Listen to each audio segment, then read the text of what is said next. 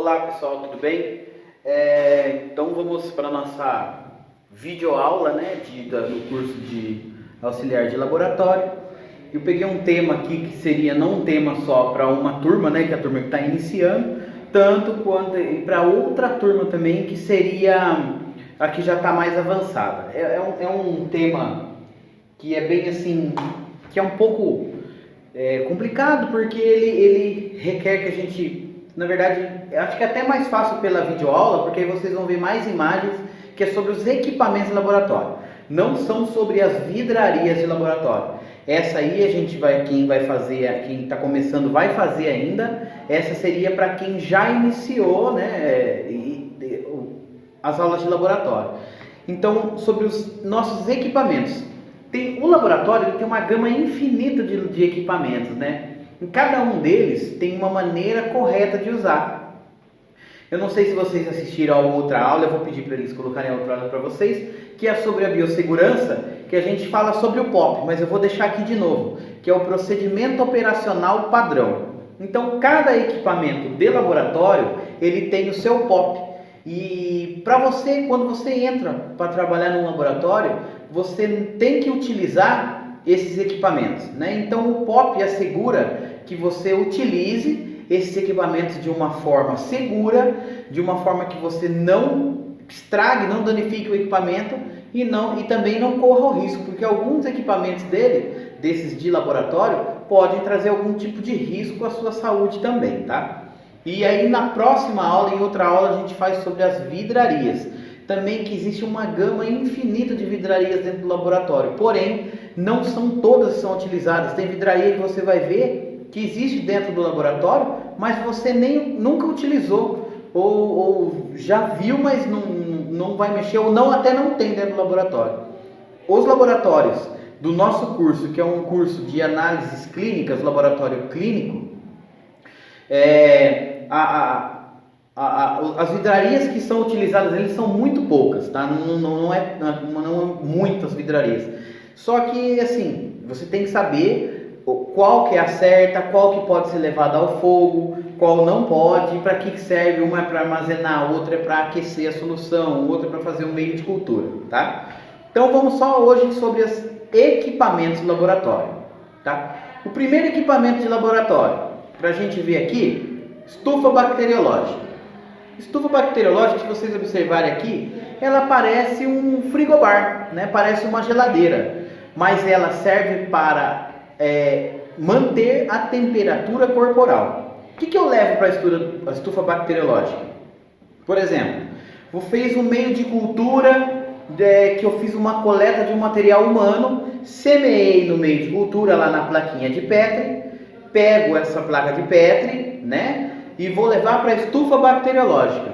Ela vai ficar na estufa bacteriológica durante 12, 24 horas até 48 horas. Serve para o crescimento bacteriano.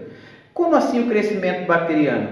Lembra que eu falei que os meios de cultura, eles têm todos os nutrientes necessários para o crescimento da bactéria, do vírus, né, do agente, para o crescimento nela ali. Só que quando esse agente ele é transmitido para o nosso organismo, qual é a temperatura do nosso corpo? 36 graus. Essa é a temperatura do nosso corpo. Então a estufa bacteriológica, ela tem essa finalidade. Ela se mantém a 36 graus com esse meio de cultura lá dentro que faça que exista, que aconteça um crescimento bacteriano, né? Então ela vai crescer ali durante 12, 24 horas e aí você vai poder acompanhar e ver, né, qual tipo de bactéria, quanto tempo que leva para o crescimento, né? Enfim, ela serve para isso. Então ela não resfria, ela aquece e mantém a temperatura ela mantém até outras temperaturas ou acima de 36 ou abaixo, mas não tão acima. Mas o ideal seria 36 graus, porque nós estamos trabalhando com materiais humanos.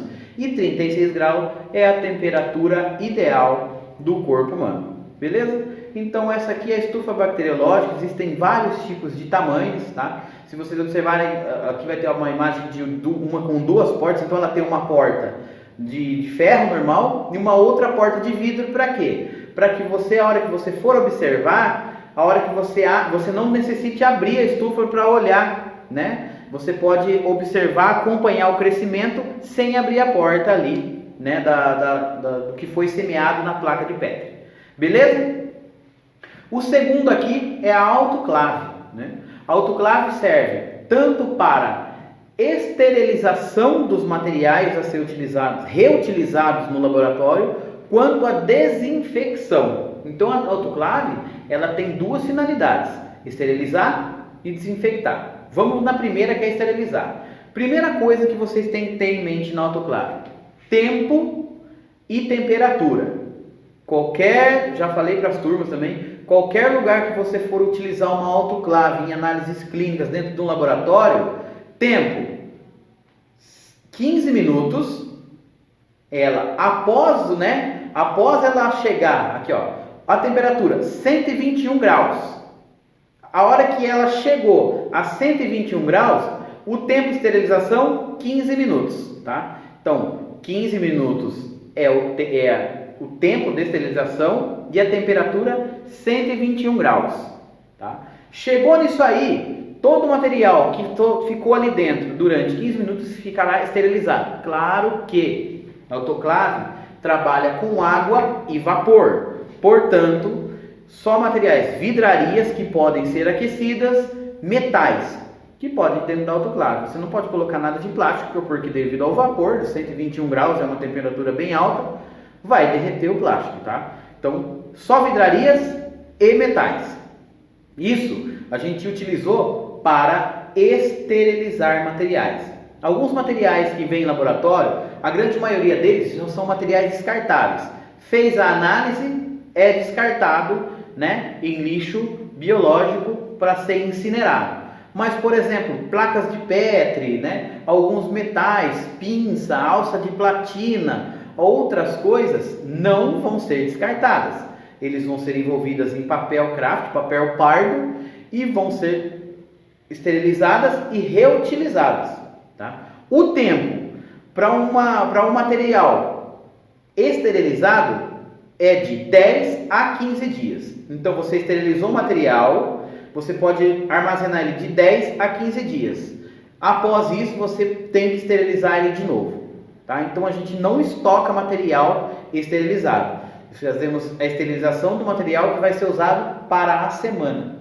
Então, se você entrou trabalhar no laboratório e você é responsável pela esterilização de materiais, você tem que ter em mente que a lavagem dos materiais e a esterilização vai ser feita só para essa semana.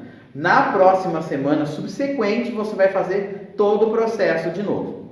Beleza? Isso aí foi em questão só da gente, então, esterilizar o material. Agora vamos para a desinfecção. A placa de Petri, lembra que a gente falou que a placa de Petri fica na estufa bacteriológica lá por um tempo que você precisa observar, e aí você tirou a placa de Petri e já observou, já foi feita a análise, vamos descartar. Vocês sabem que o material que é utilizado na placa de Petri é o agar, que é como se fosse uma gelatina. Você não pode descartar ele no lixo direto, porque ele é um material contaminado. E você também não pode jogar ele no ralo, por quê? Primeiro, que entupiria a pia. Segundo, que você vai contaminar a pia, o esgoto, e esse esgoto vai para os rios e você vai contaminar tudo. O que tem que ser feito então? Tem que ser feita a desinfecção dessa placa. Você tem que matar esse agente, essa bactéria, esse vírus que está na placa. Como que você vai fazer isso? Você vai pegar essa placa de Petri que está com esse agente, vai levar à autoclave e o procedimento vai ser o mesmo. Só que esse procedimento é só para a lavagem. Olha como que é grande o procedimento, o processo de desinfecção e esterilização. Você vai pegar essa placa de Petri fechadinha, vai levar para a autoclave, vai colocar ela para desinfectar. O tempo é o mesmo. Espera chegar a 121 graus, 15 minutos, morreu todo tipo de agente que estava nessa placa. Ele foi eliminado. Aí você vai pegar essa essa placa vai ter derretido, né, como se fosse a gelatina, que é o agar. Você vai jogar num recipiente, uma garrafa descartável, você vai jogar ele lá, para você não esgotar no esgoto da pia, para não entupir a pia. Você vai jogar num recipiente, aí você pode descartar em lixo biológico, certo? Aí vai embora, aí você pode lavar a placa, lavar bem, deixar secar e depois esterilizar para depois usar, entendeu? Então olha só como que o procedimento de desinfecção e esterilização, um depende do outro, tá? Sempre é feito isso? Sempre vai ser feito isso. Geralmente as pessoas que entram no laboratório têm essa função, é uma coisa que você vai fazer o dia todo, né? Não tem circulação de pessoas, então isso aí é só para esterilização e desinfecção. Essa é a função da autoclave, né? Tendo cuidado a autoclave, ela vai ter o seu nível de água, você não pode deixar de colocar água nela, que a autoclave é como se fosse uma panela de pressão. Ah, professor, mas eu tenho medo de usar a autoclave e ela explodir. A autoclave é mais segura que uma panela de pressão. Ela tem uns escapes de ar que, caso ela dê muita pressão, ela não explode, ela vai ter um esgotamento de ar, tá? Porém, ela tem que estar sempre bem fechada, e a pessoa que, quando você estiver trabalhando com a autoclave, você não fazer outras funções. Se você está esterilizando ou desinfectando, então estou com a autoclave ligada, vou trabalhar só na autoclave, né? Vocês vão observar, vou deixar um relógio aqui da autoclave, que ele tem 3 níveis, que é o nível verde, amarelo e vermelho, né? Na verdade, o que acontece? É a mesma coisa do semáforo, atenção, ideal e perigo.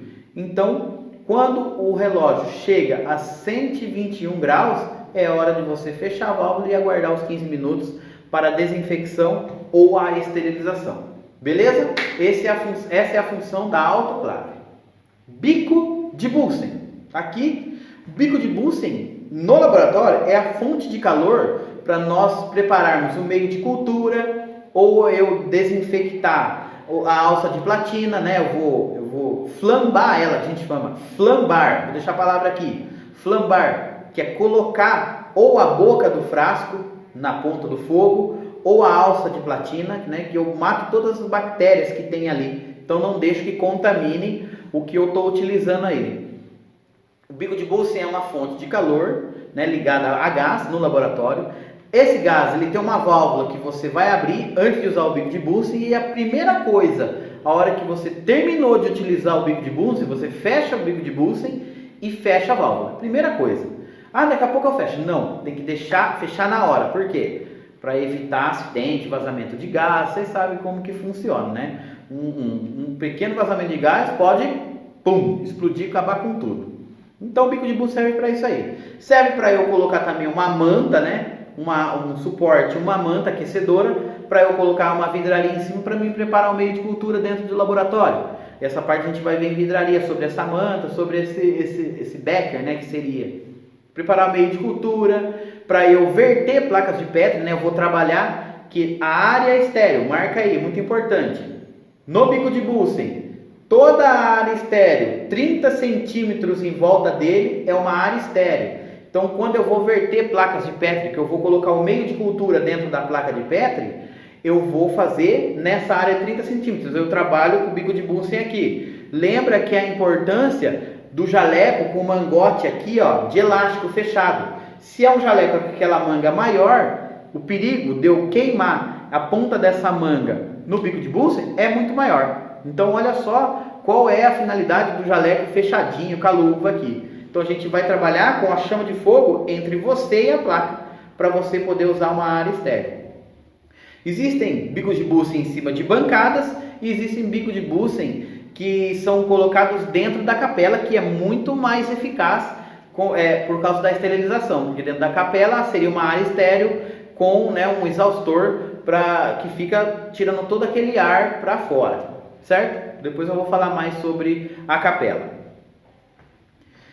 Deionizador. Os laboratórios, agora não, alguns anos atrás, eles adotaram os deionizadores. Antigamente eram usados os destiladores. Para que serve isso? Para deixar a água inerte, sem nada, sem cloro, sem produto nenhum, só a sua forma líquida. O destilador, ele gastava quase 20 litros de água para você fazer né? A água passava por uma serpentina, o vapor subia e escorria pelas laterais do destilador, e essas gotículas que iam escorrendo seria a água destilada. O deionizador, ele trabalha com filtros, se eu não me engano 3 ou 4 filtros que essa água passa, e a hora que ela chega lá, no final, ela é uma água totalmente inerte, então a perca de água é zero. O destilador, a água teria que ficar correndo, evaporando e caindo no ralo, e aí evaporando e sempre assim. O destilador não, o deionizador não, o deionizador ela passa por filtros, então toda a água que passa por ele é utilizada. Então é utilizado em laboratório para você fazer meio de cultura, alguns outros tipos de análise, né? Até mesmo para lavar a vidraria, deixar de molho, né? Como é uma água que ela não tem nada, nenhum tipo de produto químico, nenhum tipo de contaminação, então ela é ideal para não contaminar nenhum tipo de vidraria ou nenhum tipo de análise, certo? Esse é o deionizador. Capela, tá aqui. A capela é um lugar onde a gente faz semeadura no meio de cultura, prepara o meio de cultura, prepara tubos de ensaio, faz todo o procedimento que tem que ser feito esterilizado é feito dentro da capela. Ela, na sua parte superior, tem um exaustor que é ligado fora do laboratório, que é a hora que você chega na capela, antes de você fazer qualquer coisa, a primeira coisa que você faz é ligar o exaustor. Por quê? A capela, são várias pessoas que trabalham no laboratório, ela tem um vidro frontal que ela fica mais ou menos na sua cintura e só as suas mãos trabalham dentro da capela. Só que às vezes as pessoas utilizam produtos químicos, né, que evaporam, gás, o próprio bico de Bunsen ali dentro, e acontece às vezes a pessoa esquecer. Não é para acontecer, por isso existe o POP, por isso todos os métodos, todas as NRs que cuidam dessas normas regulamentadoras para não acontecer isso, não haver esquecimento.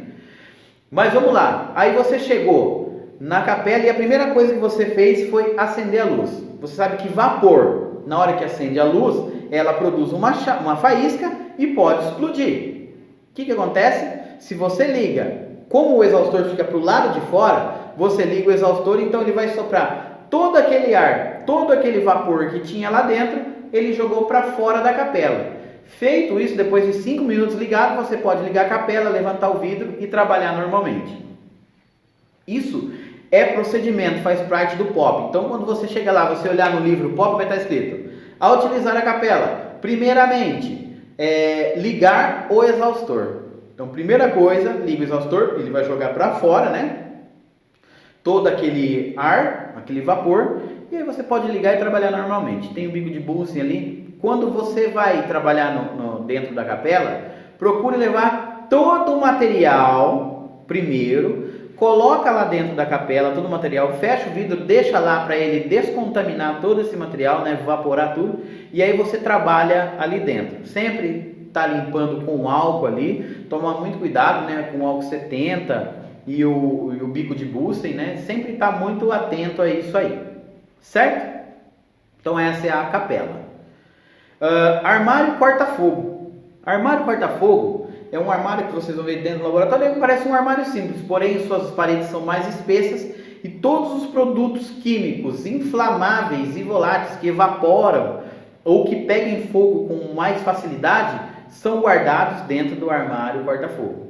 Em laboratório não vai existir um almoxarifado com muitos produtos químicos, até porque alguns produtos eles são controlados, né? Antigamente era pela Polícia Federal, hoje é controlado pelo Exército. Então, alguns produtos químicos você vai comprar anualmente, você compra uma vez por ano para você usar, então você tem que saber mais ou menos, né? Você tem que ter uma base de quanto tempo esses produtos químicos vão ser utilizados, a quantidade, para você poder fazer uma compra. E nesse armário, vão ser colocados nesse armário corta-fogo, mesmo que o ambiente esteja pegando fogo, esse armário evita que esses produtos peguem fogo. Ele não vai deixar aquecer e não vai deixar causar uma explosão, né? Que é o que a gente não quer. Então esse é o armário corta-fogo. Ele tem essa finalidade. A gente tem que estar sempre antenado também, inteirado sobre reações químicas de produtos. Por exemplo, você não pode deixar um produto químico perto de outro, porque você sabe que alguma solução misturada com outro dá uma reação química, mesmo sem chama, né? Só através do vapor pode causar uma explosão. Então sempre está inteirado sobre isso, né? Eu vou deixar uma sigla que é o FISPQ aqui, que é o FISPQ, ele é um lugar que você pode pesquisar, que ele vai falar o nome do produto, se ele é inflamável, se ele tem reação química, tudo aqui, a sua composição, tá? Você pode sair pesquisar na internet. Geralmente os laboratórios têm ele impresso e guardado lá. Então você, a hora de guardar esses produtos químicos, é melhor você olhar no FISPQ. Ah, posso deixar esse perto desse, posso deixar um pouco distante um do outro e fica tudo beleza, certo? Agora vamos para as balanças. Balança semi-analítica e balança analítica. Primeira coisa, gente, balança, ela sempre vai ter que estar calibrada. Aqui vai primeiro estar a balança semi-analítica. Balança semi-analítica, ela é uma balança, parece uma balança comum, mas ela não pesa tanto assim, é no máximo até 1 quilo. Ela pesa e aí você vai primeiro observar, vou chegar a trabalhar na balança, vou olhar, ela vai ter um nível, que parece aquele nível de máquina de lavar, que é aquela gotinha d'água. Ele tem que estar centralizado para que a balança esteja nivelada sobre a bancada para não dar diferença no peso, tá? Nivelou, o nível está no centro lá, a bolinha de água está no centro, fechou, está certinha, você pode trabalhar. A balança semi-analítica, ela não é uma balança tão precisa quanto a balança analítica. Então a balança semi-analítica que a gente utiliza em farmácia de manipulação, você pode pesar também meios de cultura, mas o correto mesmo, se for assim, preciso, laboratório, a gente trabalha com muita precisão. Então se você vê que a balança analítica, ela dá conta da pesagem que você precisa, vai trabalhar nela, tá? Com o que a gente pesa na balança semi-analítica? Você pode pesar tanto com o papelzinho que a gente tem, o papelzinho de seda, papel alumínio, não sei, dependendo do laboratório ele trabalha com um tipo de material. A gente não aconselha trabalhar com papel alumínio devido às reações químicas dos produtos químicos com o alumínio. Um papel de seda seria melhor, ou a vidraria, que é o mais correto, é o vidro relógio, que eu vou colocar essa vidraria aqui para vocês verem, que é uma vidraria que parece um vidro de relógio, por isso ela tem esse nome, que serve para pesar na balança semi-analítica. Beleza? Vamos agora para a balança analítica, que é essa aqui. A balança analítica, vocês podem ver que além dela ser uma balança, ela tem uma capelinha em volta, que são esses 4 lados de vidro. E em cima também, eles têm portinhas. Então a primeira coisa, cheguei a trabalhar na balança analítica, parei na frente dela, vou calibrar ela, tá calibrada, a gotinha tá lá no meio lá, beleza, tá pronta para trabalhar. Fecho todos os vidrinhos, ligo ela. Por que ela tem essa capelinha em volta? Ela é extremamente sensível. O volume de peso dela é muito pequeno, ela pode pesar 0,001, que seria metade de um grão de areia. E aí, ela tem essa capela em volta porque conforme você respira em cima ou você trabalha no ar-condicionado, o peso do ar influencia no peso ali dentro dela. Se você pegar, abrir e soprar dentro dela, ela vai pesar esse sopro que você deu ali dentro. É extremamente sensível, tá? Então ela tem que trabalhar. Então você vai pesar. Geralmente a gente não usa o vidro relógio, porque o vidro relógio é muito pesado. Vamos usar o papelzinho de seda, vai tarar, abre a portinha, só põe o sal que você vai utilizar, fecha a portinha e ela vai dar o peso ideal para você. Ela é muito, muito precisa, tá? Então seria para um procedimento bem preciso na balança analítica. Certo? Próximo, suave. Tá aqui o suave, se vocês observarem, ele parece um cotonete bem gigante. Serve para fazer coleta de materiais, escarro, coleta de material genital, coleta de material em mucosa, enfim, né? Para semear também meio de cultura, nós usamos o suave também. Então ele tem essa haste maior e uma ponta de algodão como se fosse um cotonete. Eu utilizei, sempre ele vai vir na embalagem, abro a embalagem, utilizei o suave. Importante, o suave ele não pode ser flambado, claro, senão ele vai derreter. Então o suave eu tirei da embalagem, fiz o procedimento que tinha que fazer na boca, em qualquer local que você precisa fazer a coleta, coloquei, semeei ele ou na placa de Petri ou no tubo e ele é descartado. Geralmente quando a gente vai descartar, ele não tem a embalagem dele, abrimos a embalagem, deixa ela de lado, semeio o que eu preciso fazer ou no tubo ou na placa de Petri, volto ele na embalagem e descarto ele dentro da embalagem dele. Evita uma contaminação maior porque ele vai estar presinho ali dentro da embalagem, certo? Serve só isso. Alça de platina, ela tem quase a mesma função do suave, porém ela pode ser flambada. Então a alça de platina é esse aqui, tem uma alça de madeira, um corpo de aço e na ponta um ferro com um círculo, certo? Esse círculo você pode fazer a coleta do material também. Após você vai semear, quando você, por exemplo, vai fazer várias coletas de materiais. Então eu estou ali com um tubo e vou semear em vários tubos ou várias placas de Petri. Então o procedimento vai ser esse: faço a coleta do material, passo na placa, levo no bico de buço e no fogo, vou flambar até ele ficar vermelho, certo? Resfrio ele e aí uso em outra placa, faço o procedimento, semeei, flambei, ficou vermelho, faço procedimento e vou fazendo vários procedimentos. Então, olha só a diferença do suave para a alça de platina. O suave, eu utilizo ele para semear uma única vez. Eu não posso fazer várias semeaduras com o mesmo suave, não tem jeito. Como ele é descartável, utilizei ele, descarto, coloquei na embalagem e descartei. Alça de platina, faço uma coleta, flambo, faço outra coleta, flambo e vou flambando e vou conseguindo reutilizar. Flambar é colocar no fogo, deixar ela ficar bem vermelha. Ele mata qualquer tipo de bactéria que estava ali, né, presente na ponta da alça de platina. Show? Beleza. Microscópio óptico. Até um pouco antes aí da gente encerrar as aulas, a gente utilizou o microscópio óptico, mas nós vamos utilizar de novo. Microscópio óptico serve para a observação dos micro-organismos, né? No sangue, nas fezes, né? Onde estão presentes, no material, em outros tipos de materiais, escarro, enfim. Ela tem os microscópios ópticos mais comuns, eles têm o aumento de 4 vezes, 10 vezes, 40 vezes e 100 vezes. Por que eu falo sempre vezes? Porque assim, na objetiva, eu coloquei até esse exemplo aqui de um microscópio aqui, só para a gente poder ter um pouco de base. A objetiva seria onde ela tem contato com a lâmina que está aqui no microscópio. Então eu coloco a lâmina aqui e a objetiva é onde ela faz o aumento. Aqui é onde a gente vai observar, que são as oculares. Então a ocular, ela tem só ela, sozinha, o aumento de 10 vezes. Ela aumenta tudo que está aqui 10 vezes. Se aqui aumenta 4 vezes e aqui 10, então a gente faz a conta. 10 vezes 4 aumenta 40 vezes o que está vendo na lâmina. Aí eu viro, né? Como ela tem 4, eu viro. A outra é de 10. 10 vezes 10, 100 vezes o que está na lâmina. A outra é de 40. 10 vezes 40 dá 400 vezes o que está na lâmina.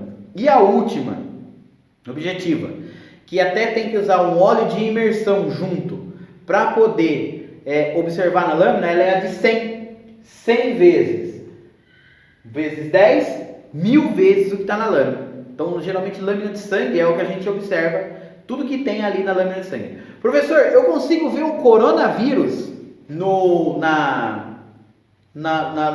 aumento de 1000? Não. Um vírus é uma estrutura muito, muito pequena. Ele tem que ser observado no microscópio eletrônico, que é um microscópio imenso, né? Que aí você consegue observar ele. Aqui a gente consegue observar sangue, alguns tipos de materiais presentes, né, no material que a gente coleta das pessoas. É o mais utilizado em laboratórios de análises clínicas, correto?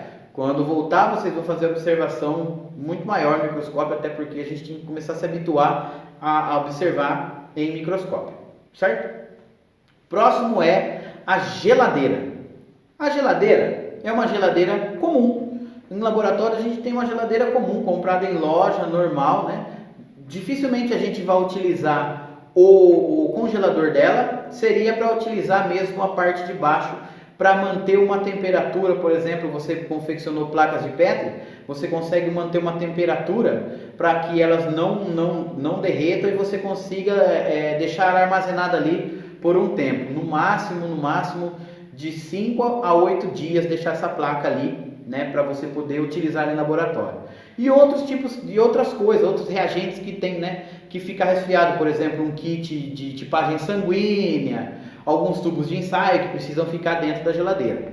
Só. Ah, professor, eu estou trabalhando no laboratório, eu posso colocar minha marmita dentro da geladeira? Não, gente, ali é um ambiente contaminado. Tanto vai contaminar a sua comida e sua comida contamina os produtos que estão ali dentro.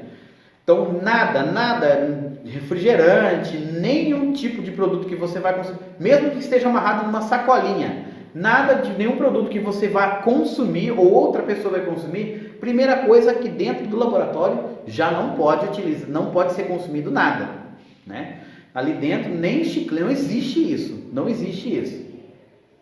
É uma área de contaminação. Vocês estão vendo aí sobre o Covid aí, que a gente tem que ficar esperto, porque você coloca a mão em uma superfície, você não pode pôr a mão no rosto, você não pode pôr a mão no olho, não pode pôr a mão na boca, que você vai se contaminar. Então tem tudo isso. Agora imagina num lugar, isso é, por exemplo, na sua casa, na rua, no mercado, né, num transporte público, isso é nesses lugares. Agora imagina num lugar que o agente, o vírus ou a bactéria já vai ali propositalmente, que as pessoas estão doentes, ela quer saber o que ela tem, então o agente vai ali de propósito, e você ficar consumindo coisas, então ali, por isso que usa máscara, óculos, touca, jaleco, por isso que é muito importante os EPIs dentro de um laboratório e dentro de outros lugares que a gente trabalha com material biológico.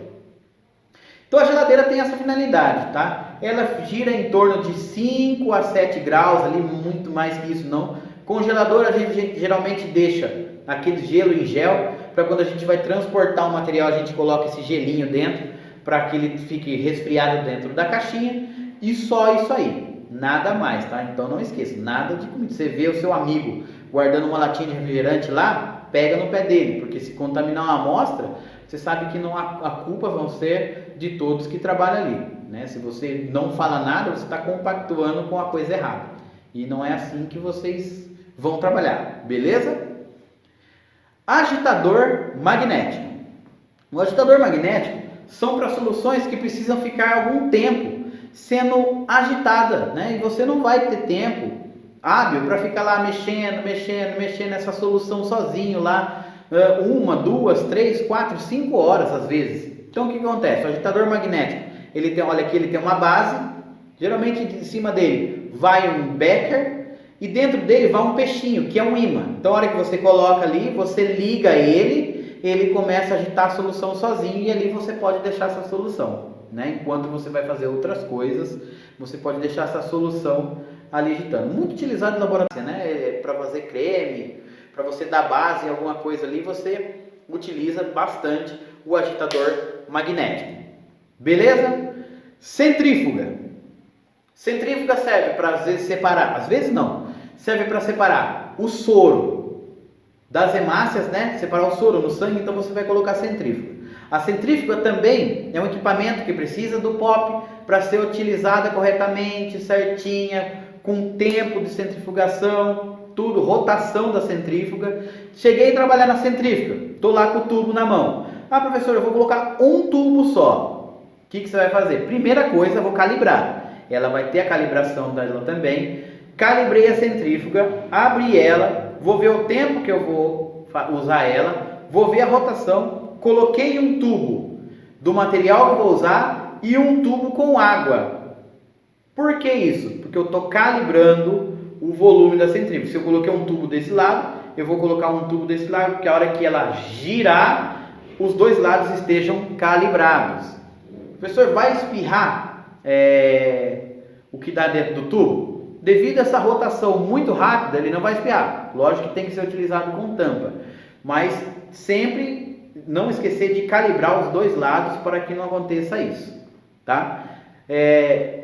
Utilizar o POP para usar a centrífuga também, se você não utilizou. Ah, nunca usei, é a minha primeira vez. Procure um funcionário lá que esteja mais habituado para ajudar você com isso aí. Beleza? Banho-maria. Banho-maria é igual a gente faz em casa, lá põe uma panela com água e outra panela para... É igualzinho. A finalidade dela é igual, só que ela já vem pronta para isso, né? Ela tem o seu próprio aquecedor que é ligado na tomada, ela não precisa ser ligado em fogo, ela vai aquecer essa água na temperatura que você quer e ela tem um outro recipiente para você deixar tubo, meio de cultura, que alguns tem que ficar em banho-maria em certa temperatura. E ali você consegue, né, fazer o procedimento correto desse material. Certo, gente? Então, o que eu coloquei aqui para vocês são os equipamentos de laboratório mais utilizados nos laboratórios que a gente tem por aqui hoje, que são os laboratórios de análises clínicas para os exames que a gente vai fazer. Também é utilizado em laboratório da usina, utiliza bastante banho-maria, utiliza bastante centrífuga, bastante material desse que eu falei, quase todos esses para laboratório da usina, laboratório químico de IOC, essas empresas, e laboratório de análises clínicas vão utilizar esses equipamentos, que são os equipamentos básicos, gente, é o que tem que ter para o laboratório rodar, para o laboratório funcionar, tá? É o equipamento básico. Cheguei a trabalhar no laboratório, procurar se inteirar, primeiro, olhei o equipamento na bancada, alguns laboratórios deixam o POP bem do lado do equipamento, procure lá, vai lendo o POP, a pessoa vai utilizar, sempre está do lado da pessoa, procurar aprender, gente. Como eu já falei para os meus alunos antigos e vou falar para os novos, laboratório nem como se fosse receita de bolo. Se eu mandar você fazer um bolo e você nunca fez um bolo, você vai ter dificuldade. Agora, se você nunca fez um bolo, eu mando você fazer, mas eu te dou a receita e o procedimento certinho de como tem que ser feito, você vai conseguir fazer. Laboratório é a mesma coisa. Você não vai ser mandado fazer um procedimento sem que ninguém te fale como que você vai fazer. Eu não sei fazer, pergunte. Ah, mas eu tenho POP ali, eu só leio o POP. Não, a primeira vez você leia o POP e peça para alguém te ajudar. Fez? Você acha que você pode fazer? Pede para a segunda vez, a pessoa ali ao seu lado e você faz o procedimento. A partir da terceira vez você já está fazendo sozinho o procedimento tranquilamente, tá? Por que tem que ter toda essa segurança? Primeiro, laboratórios, seja de usina, seja laboratório químico, seja laboratório de alimento, seja laboratório de análises clínicas, nós não trabalhamos eu acho, não tem isso. Laboratório tem que trabalhar com exatidão. Para ter exatidão nos resultados, primeiro, os procedimentos têm que ser feitos com o POP, procedimento operacional padrão, tem que ser todos iguais. Segundo, padronização dos procedimentos, que o POP faz isso, ele padroniza os procedimentos. Os funcionários têm que ter em mente isso, né? Que todo mundo tem que fazer igual. Não adianta você querer adaptar um procedimento para que ele seja mais rápido. Não faça isso. Se há anos o laboratório trabalha dessa maneira e traz exatidão, você não pode mudar isso, você não pode mudar o procedimento, né? Então a gente não trabalha com acho, a gente trabalha com certeza, principalmente no laboratório de análises clínicas, que você está lidando com pessoas, você não pode achar que a pessoa tem esse tipo de doença, não existe isso. A gente tem que dar resultado com exatidão. Porque já pensou? Você vai no laboratório, o laboratório fala, você tem esse tipo de doença. Você começa a fazer um tratamento, começa a tomar medicamento e realmente às vezes você não tem a doença. Que credibilidade que tem o laboratório? E sempre é assim. Quem trabalha no laboratório, eu estou utilizando a autoclave. Então eu tenho um papel que eu estou marcando ali que esse horário, nesse dia, eu estava utilizando a autoclave. Então nós sabemos, né, o pessoal no laboratório, quando acontece algum erro, ele sabe quem fez o procedimento, certo? Então não tem esse negócio de achar. O laboratório é exatidão. Então procure fazer, procure se habituar, demonstre interesse, não só para essa área, não sou eu que faço isso, mas aprenda. Porque assim, onde a gente entra a trabalhar, você tem que saber fazer de tudo. Principalmente agora, que nem nessa época agora. Vocês sabem que após essa pandemia, vai existir um pico de mão de obra. Como assim mão de obra? O que as pessoas não estão consumindo agora, elas vão começar a fazer, né? Exames, tem exame parado, tem pessoas paradas sem fazer exame, elas vão dar sequência, elas vão começar a fazer. E o que acontece? Os laboratórios, não só laboratório, loja, mercado, oficina, bares, restaurantes, tudo vai ter um pico de consumo, as pessoas vão consumir muito, então que vai gerar emprego. Então se você, por exemplo, fica esperto, né, em rede social, tá precisando, já vai preparando um currículo, já vai se inteirando, entrei trabalhar, já se inteira sobre equipamento, sobre exame, tenho dúvida, professor, me ajuda, eu queria saber alguma coisa desse tipo assim, entendeu, gente? Para vocês verem, a Santa Casa estava pegando técnicos de enfermagem, enfermeiros, bastante pessoal dessa área de saúde, porque algumas pessoas ficaram com medo e abandonaram, né? É normal, né? Todo mundo está assustado. Nós, assim, da área da saúde também sabemos como que tem que ser feitos os procedimentos, mas ninguém está livre de acontecer, né, a contaminação. Então procure se inteirar, perguntar para as pessoas, perguntar para um outro funcionário, pedir para ensinar, né? Pega lá, logo os nossos alunos, os novos vão ter apostila, os antigos, dê uma lida na apostila, fique inteirado, quando a gente voltar a gente já vai pegar firme, precisamos pegar firme também em aulas práticas agora, né? Porque daqui para o final a gente tem que correr um pouco com o curso, e para não atrasar, porque a gente aproveitar esse pico, né, de mão de obra para vocês poderem estar ingressando no mercado de trabalho, tá? Então essa aula foi sobre os equipamentos. Logo após a aula eu vou mandar para vocês os exercícios para vocês fazerem, responder e mandar de volta. E a próxima semana vamos fazer sobre as vidrarias e suas utilizações, tá? E aí a gente vai seguindo assim. Como eu falei na outra turma, vamos tentar fazer as videoconferências no Zoom ou nas lives no Facebook. Eu acho que nas lives do Facebook é mais fácil a gente se comunicar. Então vamos começar a fazer mais live.